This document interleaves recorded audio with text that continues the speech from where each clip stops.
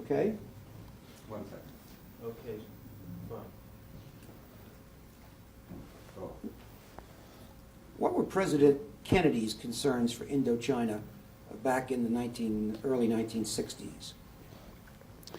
Well, you know, I came in first as ambassador at large, and I got involved in the Laos negotiation. And as far as the Laos negotiation was concerned, he was unwilling to send troops to Laos. The chief of staff said, if you once get started in that direction, we want an unquestioned ability to go through the war with China, possibly using nuclear bombs, and he decided that he did not want to have any troops in Laos.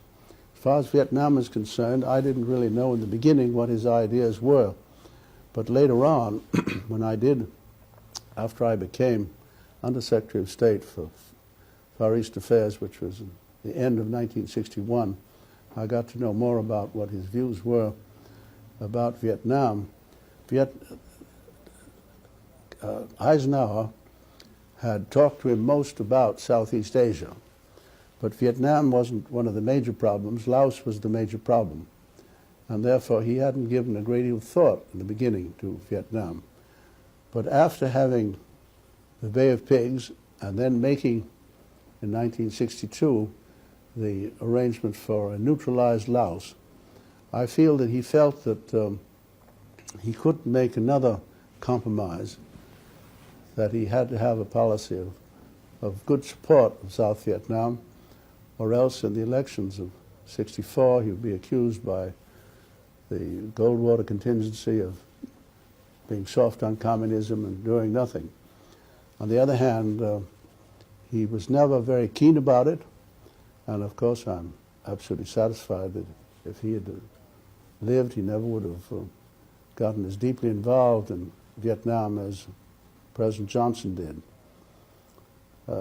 He wanted to limit our commitments, and when up to the time of his death, it was, of course, we had limited it to economic and military assistance and sending in advisors and strengtheners, but no combat troops.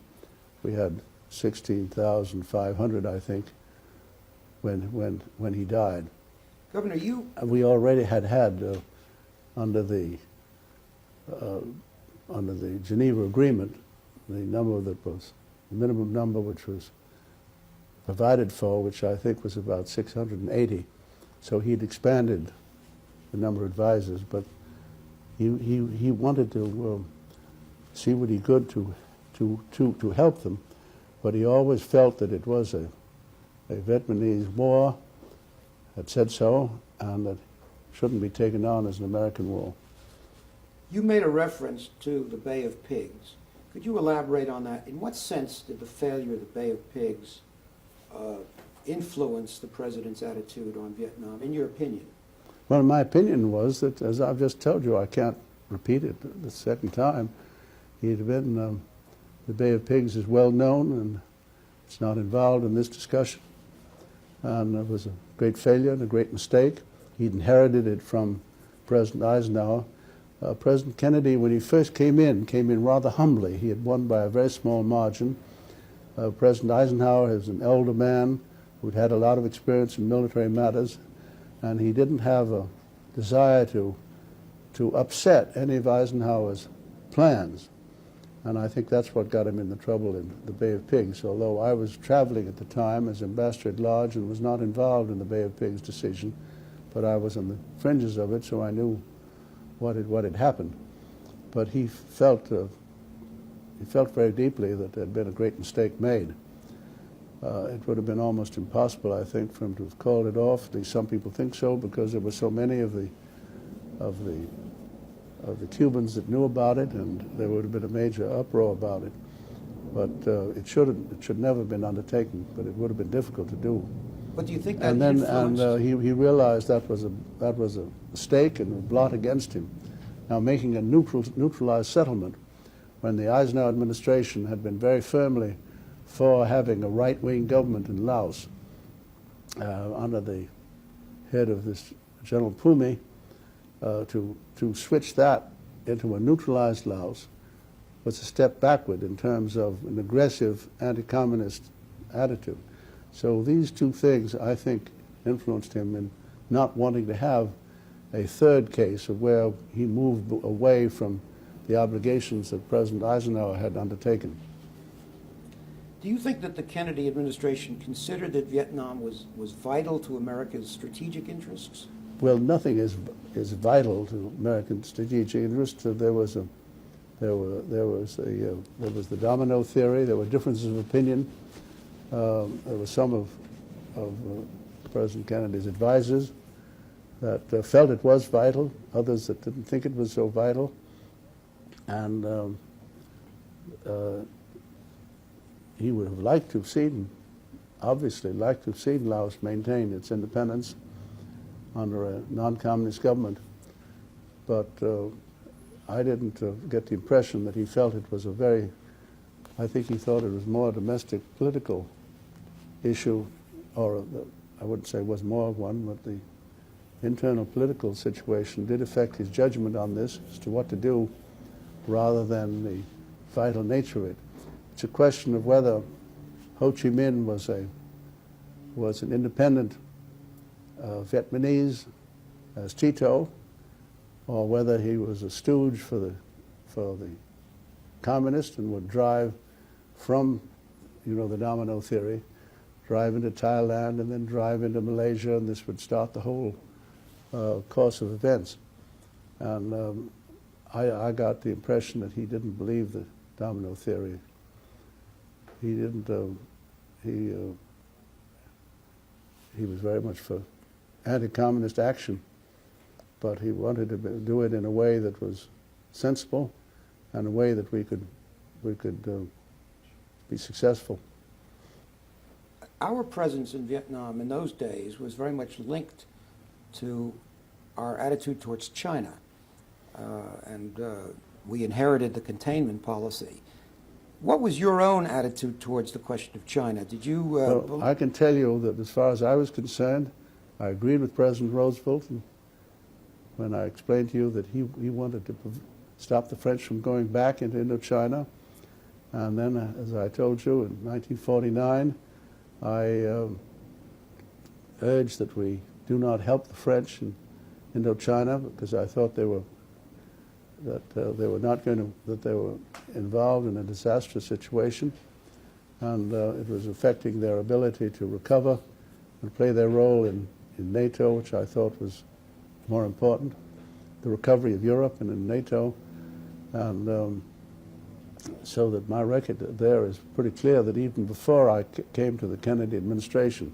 On the other hand, when I did get involved, I was very strongly for protecting the Laos, and I was very strongly for protecting the South Vietnamese if we could possibly do it. But unfortunately, the CM government was a very weak reed, and as you know, there were very real difficulties with it. It didn't have very wide popular support, and he inherited all that.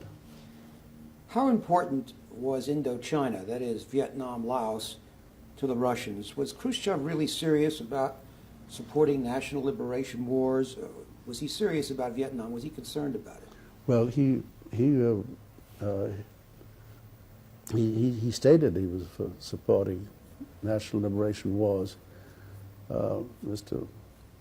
Brezhnev today says he supports liberation movements. He doesn't use the word wars. It's a little bit politer, but they do want to see, they do believe that the communist ideology is bound to sweep the world, and as Khrushchev said, it's bound to outlive the capitalism and take the place of capitalism. That's their faith. They think they can win by ideological developments.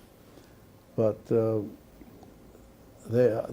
Southeast Asia, I think, got into the row between China and the Soviet Union. And the Soviet Union saw a chance to increase its influence in Vietnam and seized it. And even today, as you know, the North Vietnam, I mean, is looking to Moscow for its help and is having some very real differences with China, which shows the developments which have taken place, but the seed of those developments were already in the situation when we were discussing Laos and also Vietnam with them. And I think that explains why the Russians were for a settlement there. And the Chinese, of course, said war was inevitable. And I have real evidence of the fact, which I'll tell you about, and I talked with Mr. Kosygin, that they really believe that the Chinese wanted to use Laos as a place to expand their influence, but Ho Chi Minh didn't want to do that. They wanted to have it independent. You've got to realize that Ho Chi Minh was a man of great patriotism. He talked to Wilson about, they wanted to have Wilson in the peace treaty accept the independence of Indochina. And he was a real patriot of Indochina. And if you go through the history, the Chinese have always wanted to conquer Vietnam.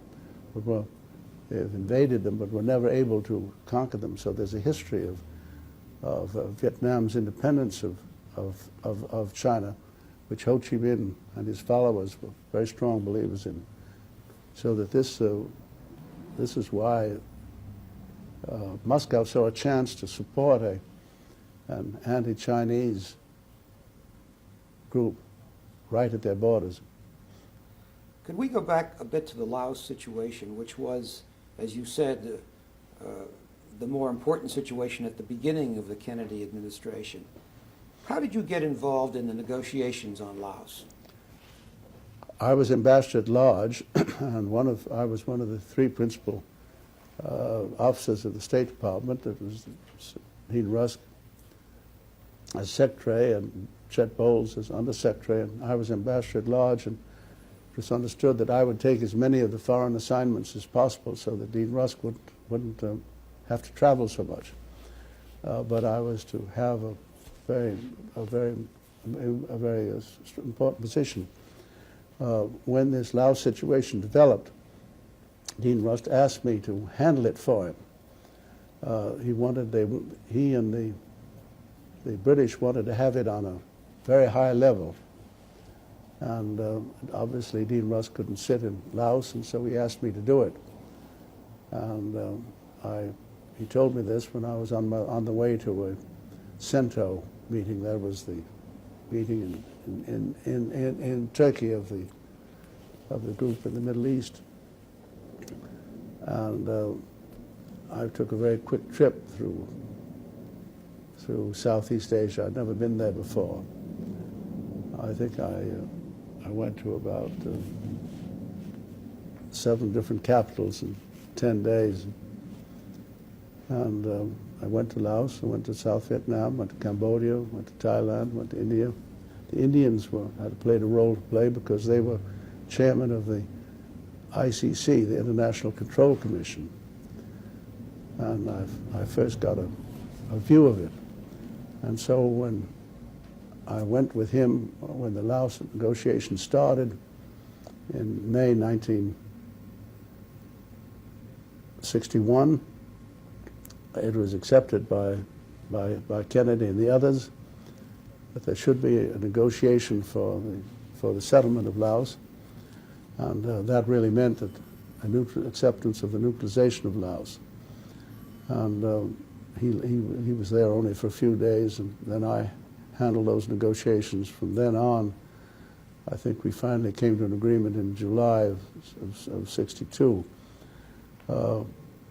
So that was the matter in which I became involved. What was it like negotiating with such a large group? There were Russians, Chinese, Vietnamese, Laos. Well, there were 2 co-chairmen, There was Mr. Pushkin, who was represented the Assistant Foreign Minister, and Malcolm MacDonald, who had been a very high official in the British ranks. He'd been I think, director of the South Asia area, and I dealt with them largely. I had an assistant, Bill Sullivan, who was not of the old school.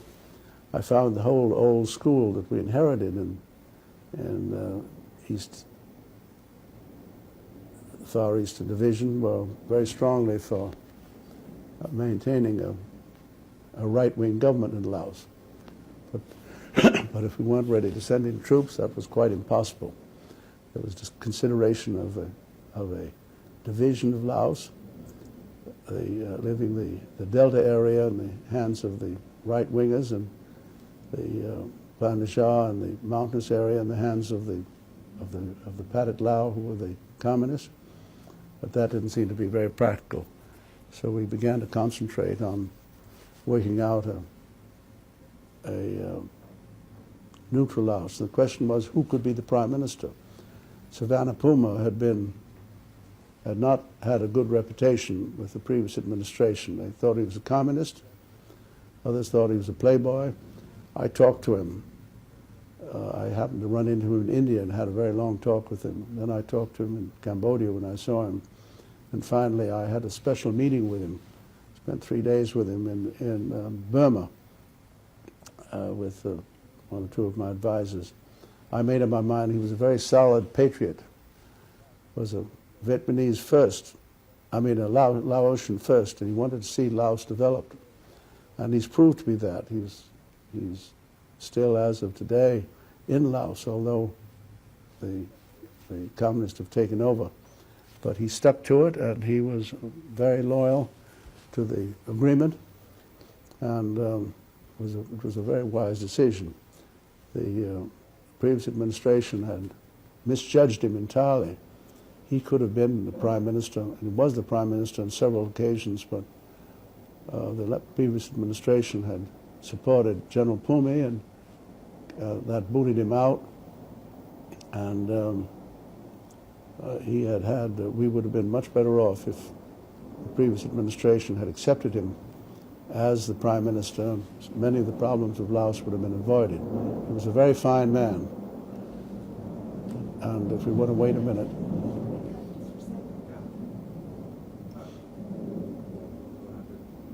Go back a bit on that, because we really couldn't hear the governor over He was, sound of the air. Where do you wear from? he was a very Savannapuma. Wait a second, where from?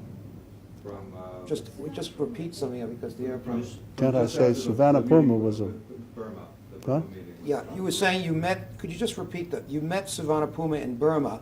Well, we had a long talk, and I think about 3 days talk in Burma, and we went over all the details, and I made up my mind that he was a very sincere patriot and would stick to it.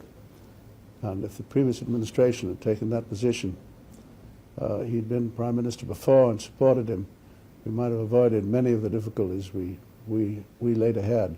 He proved himself to be a patriot, he proved himself to be determined, and he stayed there in Laos all through the period. Laos agreement might have worked if it hadn't been for the blow-up in Vietnam, but it was a very difficult thing to get the Pathet Lao and the neutralists and the Pumi group together, and Savannapuma showed a good deal of skill in that respect. Did you ever meet General Pumi? Oh, certainly I met General Pumi. He was our representative. He was head of the government that we were trying to support. No, I'm sorry. The previous administration had the American protege until Savannapuma came in was Pumi, right? Yes, Pumi. When President Kennedy came in, Pumi was the titular head of the government. Yeah. What kind of impression did he make on you? He was a soldier, and very right wing, and the only trouble was he didn't have an army that could fight. He was full of ambition, but he didn't have the support of troops that would fight. Laotians are very peace-loving people, and his soldiers were not competent. During the Laos negotiations, did you feel any pressure from agencies or groups in Washington against a neutralist solution? In particular, did you feel that the Pentagon was cool to the idea of a neutral solution, or the... I don't know about the Pentagon. I know about the State Department. The State Department was, as I've told you, was very much opposed to Savannah. They thought he was a communist, and they had no basis for it, and also had been schooled in the idea that we had enough interest in Laos that we ought to insist upon a right-wing government remaining, and those people gradually dropped out. But they didn't have any influence on President Kennedy. They were. Were you in close touch with President Kennedy during the negotiations? Oh yes, I used to see him whenever I came back to Washington, and I remember this was in June, which was I think almost less than a month after the negotiations started.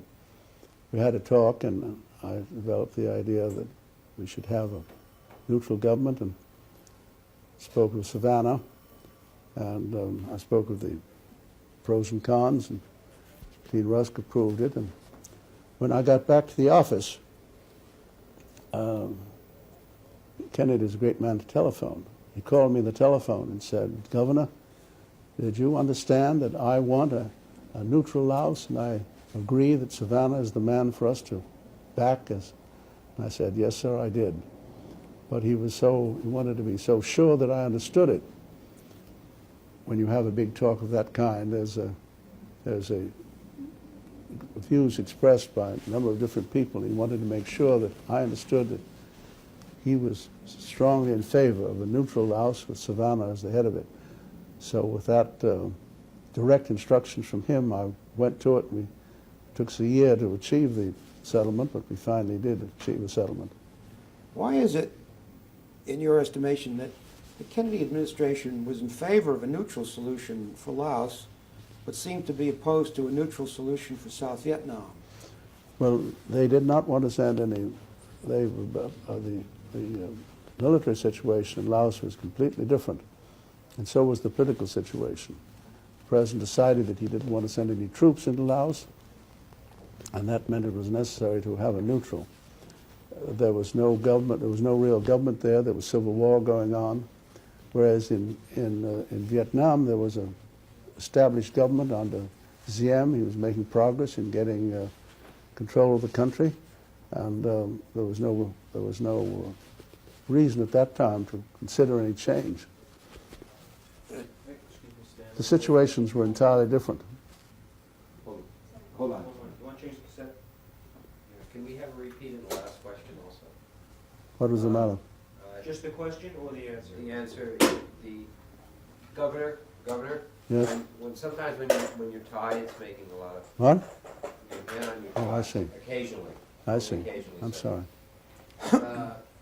Now, there's a good little, if you're going to repeat any of the stuff about Pumi, toss in that story about Pumi's troops retreating. It's a good little story. Oh no, that's another.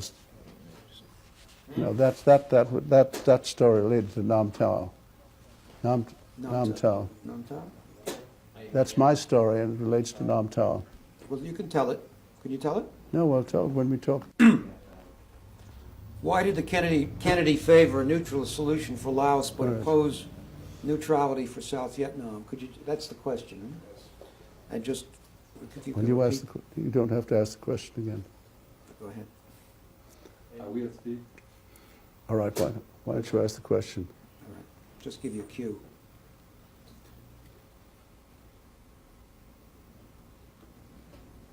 Anytime. Okay, go. Why did the Kennedy administration favor a neutral solution for Laos but oppose a neutral solution for South Vietnam? Well, there was civil war going on in Laos, and the president had made up his mind he was not going to send in American troops, and therefore there had to be a political settlement. And the neutral settlement looked as if it was possible, and was obviously far more desirable to us than to have the Pathet Lao win a war that was not going well. There was we sent our White Star teams out there to advise. I can tell you a story of one of them reported that his the unit that was under his advice had in the Namtar battle had shown better morale than in the previous engagement. In the previous engagement, when the North Vietnamese, they always used to shout, you know. They would yell and then attack. The Phu forces dropped their arms and ran. He said in the Nam Ta situation, they ran, but they carried their arms with them. So as you can see, it wasn't a very stalwart group of people.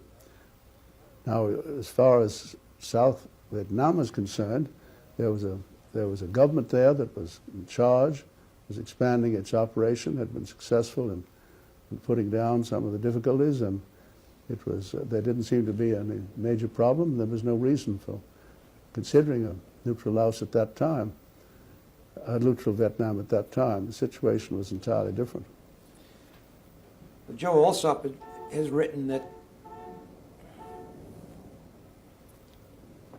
Alsop wrote that President Kennedy told you that the United States was going to make its stand in Vietnam. Do you recall the president saying anything? No, I wouldn't take what Joe Alsop said as strong evidence. Hold on just a minute, till that airplane. We're going to have terrible problems with airplanes. Well, that's What was the question? Wait a second. There was a question about Joe Alsop wrote. All right, ask it again. Okay. One moment. Wait. Bruce? I don't know who's talking out for what. Oh, he's doing it now. All right, ask the question. Yeah, just waiting for the horn to stop out there. Okay. All right. Try it. Joseph Alsop has written that President Kennedy told you that the United States would make its stand in Vietnam. Do you recall that? No. No, I don't. I don't recall him saying that. He never. I was never directly involved with him in the Vietnam problems. My contact with him, as far as the Far East is concerned, was largely related to Laos. What was it like negotiating with Pushkin, who was the Soviet diplomat? Well, he was he wanted to have a settlement. He had great difficulty with the Chinese. That's when I first got to know the real difficulties between them.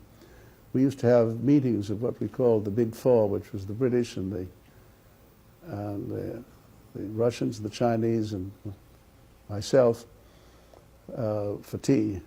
It was quite obvious that the Chinese wanted to see the war continued and didn't want to see a settlement.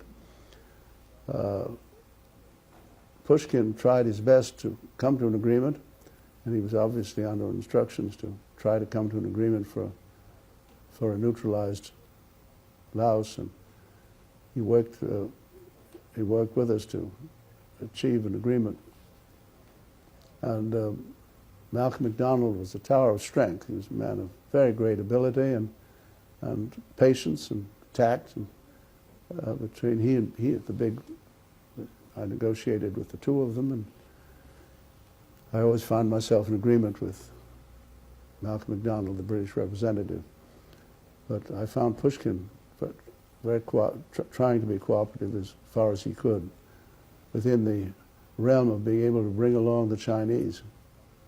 And also bring along the Pathet Lao, you know, that was a problem he had too. We had a problem of bringing along the General Pumi's group. In Vietnam, President Diem of Vietnam considered that the Laos settlement was a stab in the back because it left the Ho Chi Minh Trail open. Could you comment on that? Well, we provided in declaration on Vietnam, which they all signed, that no country could use the territory of Laos to move any troops from its into any other country, and it was specifically provided. North Vietnamese never paid attention to it, but it was specifically provided that the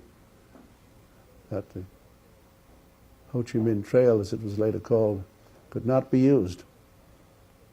Therefore, the agreement was in fact violated by the Vietnam. The agreement was violated.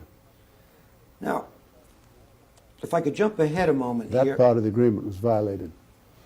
If I could jump ahead, because I want to come back to something. In April of 1963, you met with Khrushchev in Moscow and reminded him of the Soviet pledge to support the Laos agreement. Yes.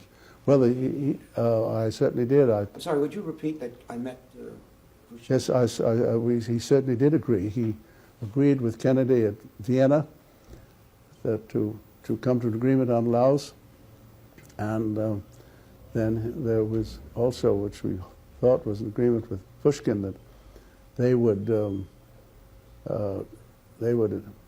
everything they could to get the communist members, and the British on their side would do everything they, as co-chairman, would do everything they could to get the non-communist group to abide by the agreement. We tried to get that written in that language, that the co-chairman should have the obligation to see that the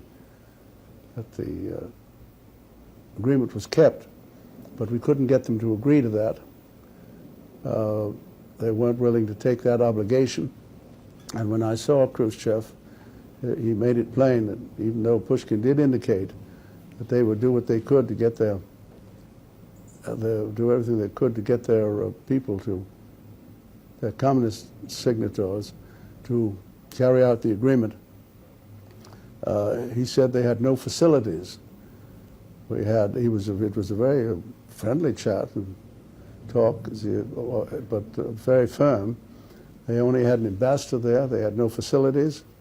They had no way to investigate the situation. They didn't believe our stories that the North Vietnamese had sent troops into the Plan de Joie. Gromyko started the rumor that the Chiang Kai-shek's Chinese, who were up in the mountains, came down and were creating trouble. That was a completely fabricated story, but it was a story going around. And finally, all I got out of Khrushchev in this particular subject, we talked about many other subjects, but on this particular subject of Laos, all I got from him was that he would authorize his ambassador there to talk to our ambassador and also to the British ambassador, particularly talk to the British ambassador, to see what they could cooperatively do to keep the negotiation, keep the agreement going. And I reported this to Mr. Macmillan on my way back, who was Prime Minister of Britain at the time, and he agreed that his ambassador would work with the Russian ambassador. He dodged the issue of taking any responsibility, but indicated that he was anxious that the agreement should succeed. He made a great deal of stock out of the fact that the foreign minister had been assassinated, Mr. Kunin. He was supposedly one of Savannah-Puma's followers. I always thought he was closer to the Pathet Lao than to him. They had been, Kong Lee was the general of Savannah-Puma's neutralist forces. There were three forces. There was the Pathet Lao forces, there was the Kong Lee forces, and there was the Pumi forces. And Kong Lee's principal colonel had been assassinated. And sometime later, the Kunin was assassinated. He was a member of the government. And the Pathet Lao members of the government had been established in Vientiane with the representatives of each of the three sides having different ministries. After this assassination, they left Vientiane and went up to the Plan de Chars on the basis that it wasn't safe for them to remain there. I always thought it was possibly an excuse, but in any event, there was some. They went up there, and there was some fighting between the Congolese forces and the Pathet Lao, and we wanted the International Control Commission to go up there, and the Pathet Lao would only let them come in a very limited way. The International Control Commission was chairman by the Indian, and there was the Pole and the Canadian. And they were supposed to see that the agreement was carried out. But the Indian chairman wasn't very aggressive, and the Pathet Lao did their best to keep them out. So these questions were never fully settled. But in the meantime, Savannah Puma did keep his government going. He kept his government going all through the whole Vietnamese War, even though in the Plan de Chars there was fighting, as you know, but he kept the area of the country, which had about 2/3 of the population, under the control of the government. The mountainous area and the Plan de Chars, which had about 1/3 of the population, as I recall it, was under the control of was either under nobody's control or under the control of the Pathet Lao. Could I go back to Khrushchev for a moment?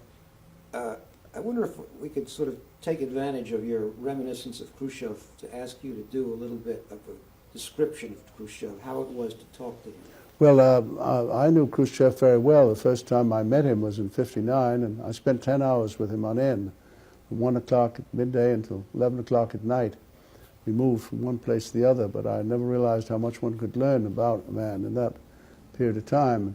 Then when he came to the United States, he came to my house, and I had some of the Wall Street bankers and businessmen to meet him, and it was rather an amusing meeting. He said, "Now at last I've met the people that control the country." He really believed he was not very well educated, you know, and he had only one, I think only the first grade in school. Then he went to communist school, night school, and that communist night school was largely propaganda. So he was full of the communist propaganda. And so that, what was this in connection with? I'm just asking your impressions of Well, what it was like to be with him and talk to him. He was very strongly for the communist movement. He believed in it. Remember, he said that what did he say? What he meant was, "We'll outlive you." And some people, what was the word? Bury. We will bury you. Bury you. We will Oh, bury yes, "we will bury you." People thought that meant we were going to drop an atomic bomb on us. It wasn't at all. He meant from a time schedule standpoint. He said capitalism had replaced feudalism, and communism was going to replace capitalism. This was on a time schedule. But he was quite genial, had a good sense of humor, and always treated me courteously, but was very tough about the subjects that he believed in. And he was, in this Laos situation, he was quite ready to have it succeed, but he wasn't ready to I don't think he was able to send any more men down there. I think part of the trouble of carrying out this Pushkin agreement, incidentally, Pushkin died, which was a great tragedy because we couldn't continue negotiating with him, and there was no one in the Foreign Office that knew the details as he did, which was really a great loss. He just didn't have the facilities, nor did he have the influence in North Vietnam to change their policies. But we did talk about, he was very anxious to develop trade. He spoke about that at this meeting. He spoke about the fact that we had blocked him getting a big pipeline. We thought that there were those in this country that thought that if we gave them the big pipeline, that would give them a lot of money in exporting oil to Europe, Eastern Europe. And he said we had to make our own pipe, and the net result was it cost us a lot more money, and the Germans, it cost a lot of effort, but we got it done, and the Germans lost some business. He spoke about the desire to have trade, and in a way he rather indicated that he would like to have the beginnings of what is now called détente, but he'd like to be able to come to an understanding with President Kennedy on our relations, so that we could avoid difficulties. I talked to him about Cuba. He was leaving troops in Cuba, which was very embarrassing, and I didn't get too far with that. But we did get quite far along in terms of trying to get together. And you remember, within 3 months later, I negotiated for President Kennedy with the British, with Khrushchev, the limited test ban agreement. And he was very strongly for reducing the dangers of nuclear war. And that was the first step, and didn't accomplish as much as we'd hoped it would.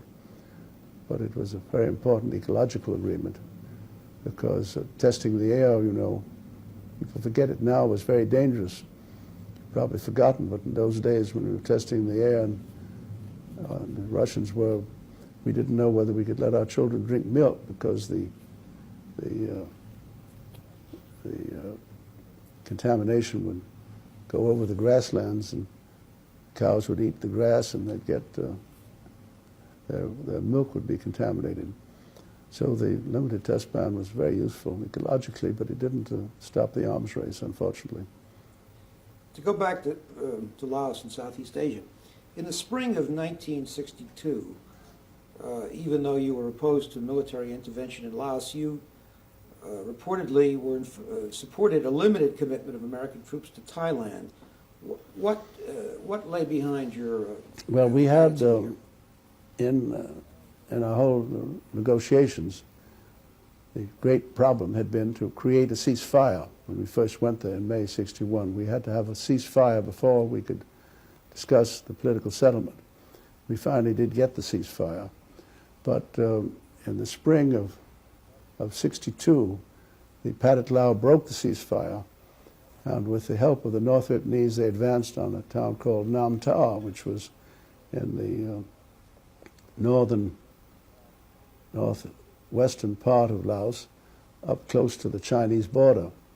And we were afraid that that would be a direct route from China into Thailand.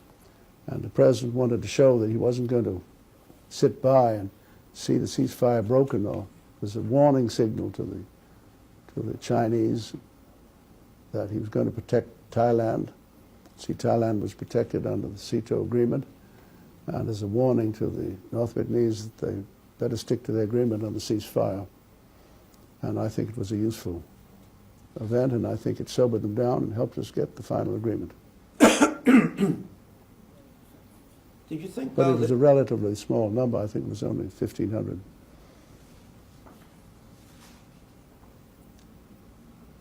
I'm going to change pace here a moment and ask you why you were given the...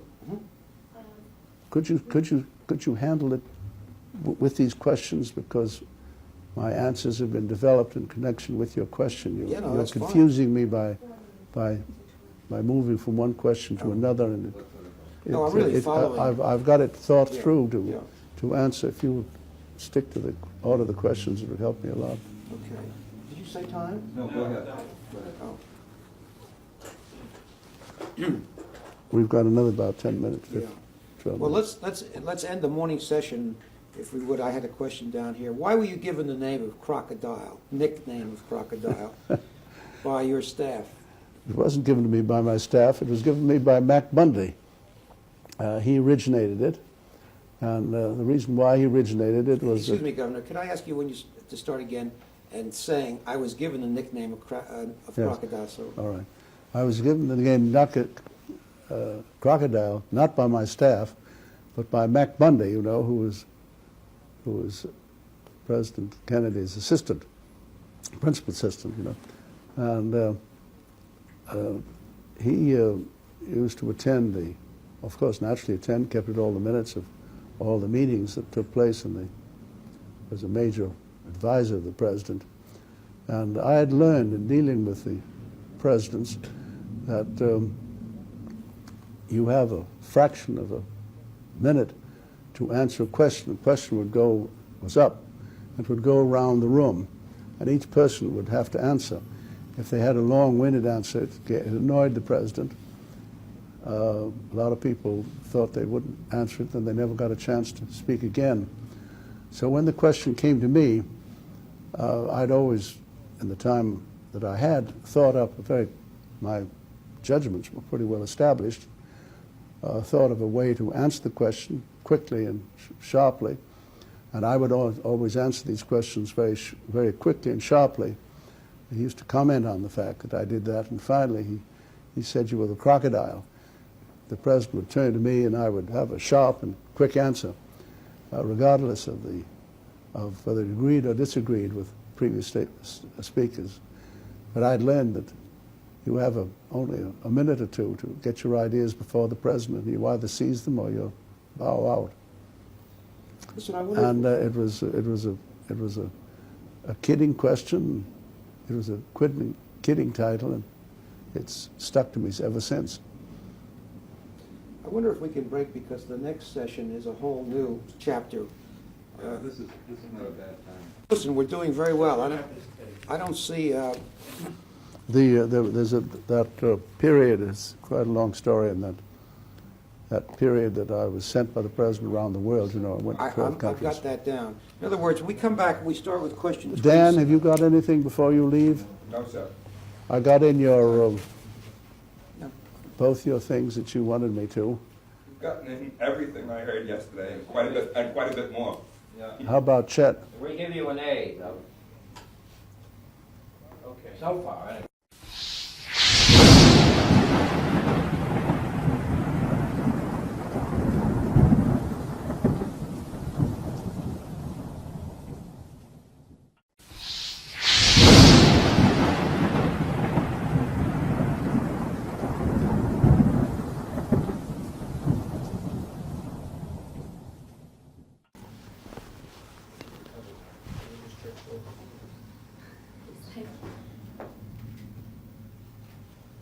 Okay. 1 second.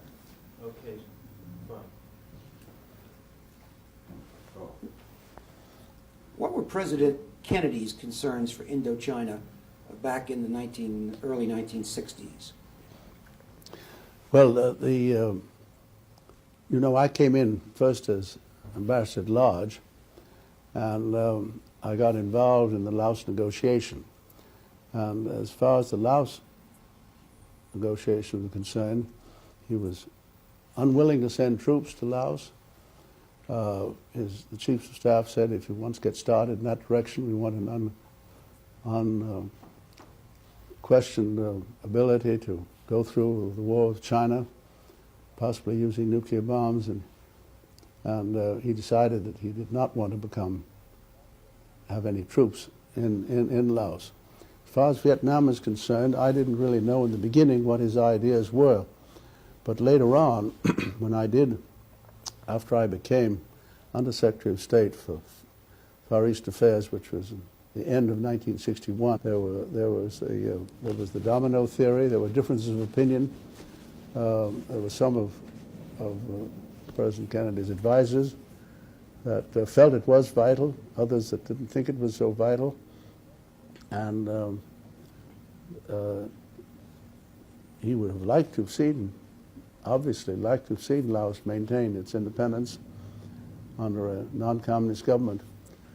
But I didn't get the impression that he felt it was I think he thought it was more a domestic political issue, or I wouldn't say it was more of one, but the internal political situation did affect his judgment on this as to what to do, rather than the vital nature of it. It's a question of whether Ho Chi Minh was an independent Vietnamese as Tito, or whether he was a stooge for the communists and would drive from you know, the domino theory, drive into Thailand and then drive into Malaysia, and this would start the whole course of events. And I got the impression that he didn't believe the domino theory. He didn't, he was very much for anti-communist action, but he wanted to do it in a way that was sensible and a way that we could advise us and strengthen us, but no combat troops. We had 16,500, I think, when he died. Governor, you We already had under the Geneva Agreement, the number that was the minimum number which was provided for, which I think was about 680. So he'd expanded the number of advisors, but he wanted to see what he could to help them, but he always felt that it was a Vietnamese war, had said so, and that shouldn't be taken on as an American war. You made a reference to the Bay of Pigs. Could you elaborate on that? In what sense did the failure of the Bay of Pigs influence the president's attitude on Vietnam, in your opinion? Well, my opinion was that, as I've just told you, I can't repeat it the second time, he'd been, the Bay of Pigs is well known, and it's not involved in this discussion. And it was a great failure and a great mistake. He'd inherited it from President Eisenhower. President Kennedy, when he first came in rather humbly. He had won by a very small margin.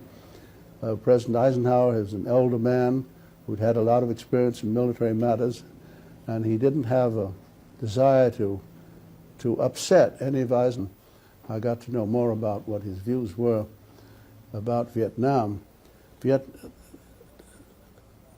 Eisenhower had talked to him most about Southeast Asia, but Vietnam wasn't one of the major problems. Laos was the major problem, and therefore he hadn't given a great deal of thought in the beginning to Vietnam. But after having the Bay of Pigs and then making, in 1962, the arrangement for a neutralized Laos, I feel that he felt that he couldn't make another compromise, that he had to have a policy of good support of South Vietnam, or else in the elections of '64 he would be accused by the Goldwater contingency of being soft on communism and doing nothing. On the other hand, he was never very keen about it, and of course I'm absolutely satisfied that if he had lived, he never would have gotten as deeply involved in Vietnam as President Johnson did. He wanted to limit our commitments, and when up to the time of his death, it was, of course, we had limited it to economic and military assistance and sending in Eisenhower's plans. And I think that's what got him in the trouble in the Bay of Pigs, although I was traveling at the time as ambassador at large and was not involved in the Bay of Pigs decision, but I was on the fringes of it, so I knew what had happened. But he felt very deeply that there had been a great mistake made. It would have been almost impossible, I think, for him to have called it off. At least some people think so, because there were so many of the Cubans that knew about it, and there would have been a major uproar about it. But it should never have been undertaken, but it would have been difficult to do. But do you think that And then influenced... he realized that was a mistake and a blot against him. Now, making a neutralized settlement, when the Eisenhower administration had been very firmly for having a right-wing government in Laos under the head of this General Pumi, to switch that into a neutralized Laos was a step backward in terms of an aggressive anti-communist attitude. So these two things, I think, influenced him in not wanting to have a third case of where he moved away from the obligations that President Eisenhower had undertaken. Do you think that the Kennedy administration considered that Vietnam was vital to America's strategic interests? Well, nothing is vital to American strategic interests. There was